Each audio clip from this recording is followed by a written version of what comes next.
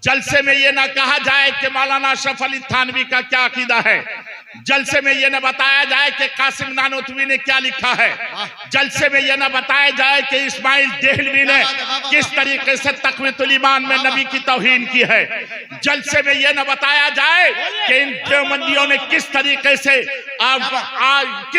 से हुजूर अकरम सल्लल्लाहु तआला अलैहि वसल्लम को नमाज में ख्याल आने को बैल और गधे से बदतर कहा है।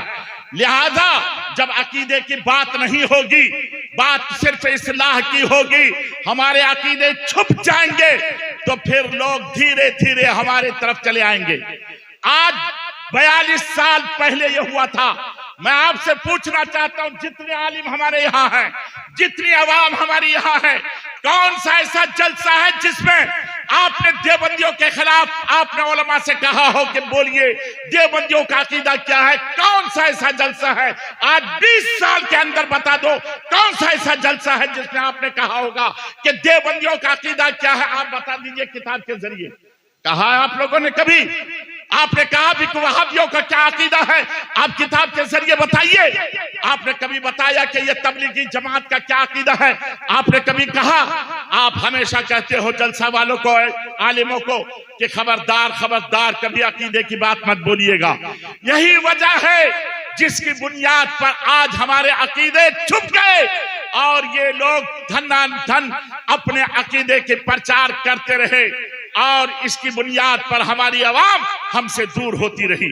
इसलिए मैं उलमा से कहूंगा कि आप अगर जलसा जुलूस करो तो उसमें हेडिंग लिखो कि फला आलिम वो अकीदे पर बोलेगा और देवबंदियों का अकीदा क्या है, वहाबियों का अकीदा क्या है, वो इस पर तकरीर करेंगे।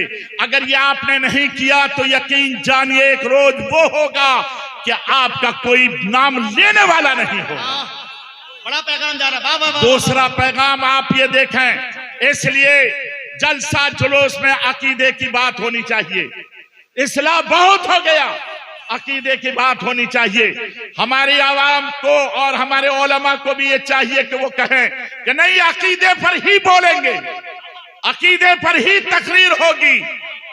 और मेरे मोहतरम दोस्त, दूसरी बात वहां जो फाइनल हुआ वो ये हुआ कि इनके मस्जिदों से इमाम को हरगिज 1 साल मत रहने दो। कहा ये कैसे हो सकता है?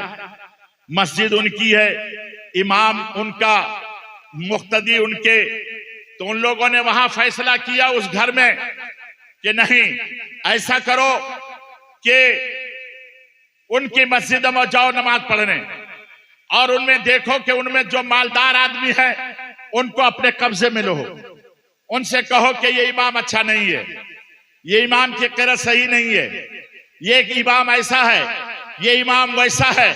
इस तरीके से करके उस इमाम को भगाने की कोशिश करो। कहा इससे फायदा क्या होगा? वो भाग जाएगा, दूसरा फिर सुन्नी आ जाएगा, फिर उसको भगा देंगे, फिर तीसरा सुन्नी आएगा। कहा तुम लोग मत भगाना, सुन्नियों ही से भगवाना। और उनके बाद फिर क्या हुआ? कहा कि फिर इससे फायदा का फायदा यह होगा हर मस्जिद में मकतब है, वही इमाम मकतब के बच्चों को पढ़ाता है और जब वो इमाम बदलेगा तो जब दूसरा इमाम आएगा तो पहला इमाम अलिफ बा ता से नूरानी कायदा भी पूरा खत्म नहीं होगा कि तुम उसको भगा दोगे। दूसरा इमाम आएगा वो फिर उन बच्चों को वही शुरू से पढ़ाएगा, अब वो तुम उसको भी 6 महीने में भगा दो। फिर तीसरा इमाम आएगा वो फिर उन बच्चों को वही अलिफ बा ता पढ़ाएगा। इस तरीके से इमाम बदलता रहेगा, कोई बच्चा पढ़ नहीं पाएगा, हमारा मकसद पूरा हो जाएगा। इसलिए इन सुन्नियों के मस्जिदों में सुन्नियों ही के जरिए से इमाम को भगाते रहो ताकि उनका बच्चा कभी भी कामयाब न हो सके। ये आज 42 साल पहले उन लोगों ने बंद कमरे में ये किया था और ये प्रचार तबलीगी जमात के जरिए पूरे सुन्नियों में ये प्रचार हुआ और सुन्नियों को एहसास तक नहीं हुआ कि आज हम अपने इमाम के साथ क्या करते हैं। इमाम को कहां 2-4 महीने 5 महीने हुआ कि उनके पीछे लग गया और उसके बाद जो है उनको निकाल बाहर कर दिया। उनका अपने बच्चों की भी फिक्र नहीं है उनको। कोई मेरा बच्चा क्या पढ़ रहा है नहीं पढ़ रहा है। बहरहाल ये जो हम लोग उन लोगों के आलाकार बन चुके हैं। ए सुन्नी मुसलमानों, होश में आओ, अपने ईमान की इज्जत करो। वो भी इंसान है, उनसे गलती हो सकती है, लेकिन गलती होने का मकसद ये नहीं है कि फौरन उनको मस्जिद से निकाल दो। नहीं नहीं, उनको मस्जिद में रखो ताकि तेरे बच्चे का फायदा हो। और तीसरा ये, वहां जो 8 फासले थे, 8 चीज, मैं सिर्फ 1-2 चीज कहता हूं। का तीसरा ये हुआ कि तुम जिस इलाके में रहो देखो कि उस इलाके में कौन सा आलिम है जिनका असर और रसूख आवाम में ज्यादा है। जब देख लो कि उनका असर और रसूख ज्यादा है तो तुम लोग हमारे जरिए, अपने जरिए से सुन्नियों में उनकी बुराई शुरू करो। उस आलिम की बुराई करो कि वो बड़ा अच्छा तो है लेकिन वो ऐसा बोल जाता है, वैसा बोल जाता है, उसकी बुराई शुरू करो। और जब उसकी बेइज्जती हो जाएगी तो खुद बखुद उनकी बात को कोई मानने को तैयार ना होगा। आज यही हो रहा है।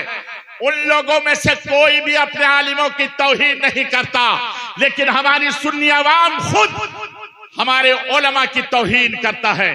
दूसरे की बात हम नहीं करते हैं, हम अपने लोगों की बात करते हैं। उनमें से कौन है ऐसा जो आप बतला सकते हो इस मजमे में से, हजारों में से कोई ऐसा है जो उठ करके कहे कि हाँ हमने देखा है कि फला देवबंदी को, वो अपने अवाम को, कि वो अपने उलमा की तौहीन करते हैं। कभी भी देवबंदी अवाम अपने उलमा की तौहीन नहीं करती है, लेकिन अगर करती है तो ये सुन्नी अवाम अपने उलमा की तौहीन करती हुई नजर आती है। इसलिए याद रखिएगा, इससे नुकसान ये होता है कि आपने तौहीन शुरू की और उस उलमा की बात आपके सर से ऊपर चली गई, जिसकी बुनियाद पर आप अमल नहीं करते हो।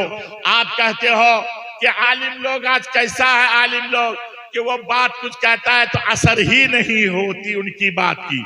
असर, मेरे दोस्त याद रखिएगा, पानी जो बरसता है तो सब्जा वही उगता है जहां के मिट्टी हो।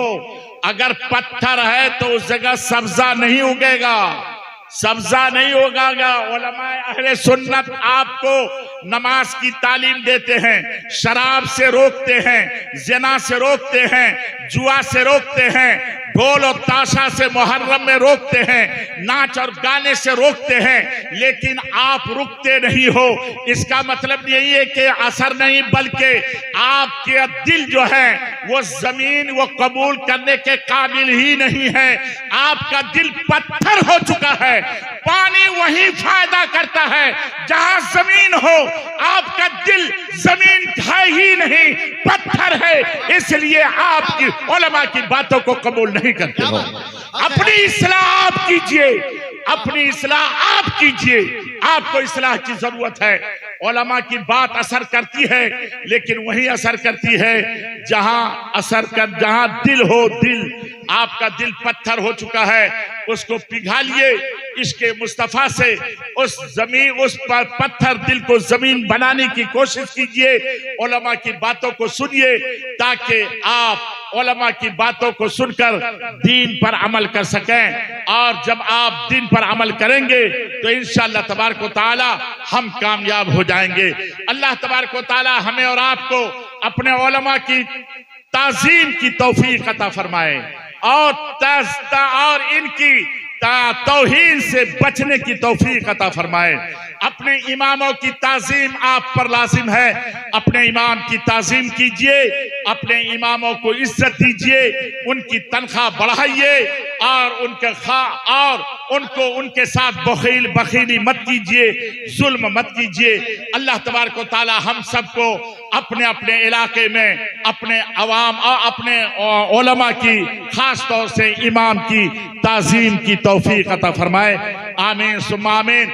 और इस उर्से रसूली के जरिए फख्रे बिहार के रूहानी फैज़ और फैज़ के जरिए हम और आप मिलकर ये दुआ करें कि अल्लाह तबारक व तआला फख्रे बिहार हुजूर मुफ्ती आजम कटिहार के सदक़े में हम सब की दुआओं को कबूल फरमाए और उनके फयूज़ व बरक़ात से हम सबको माला माल फरमाए। और जामिया तेगिया रूहुल उलूम को परवरदिगारी आलम दीन दूनी रात चौगुनी तरक्की अता फरमाए। मौलाना गुलाम गौस साहब जो इनकी आबियारी कर रहे हैं, और उनके जितने भी सरपरस्त हैं, हजरत अल्लामा मौलाना मसूद साहब, हजरत अल्लामा मौलाना अहसन रजा साहब, और डॉक्टर मोहसिन रजा, डॉक्टर नजमुल हुदा, ये सब जो है इनके सरपरस्त हैं, सरपरस्ती कर रहे हैं। आप और हम इस मदरसे को आगे बढ़ाएं, इनका हर तरीके से ताउन करें, ताकि इस इलाके में ये काम करते हुए नजर आए।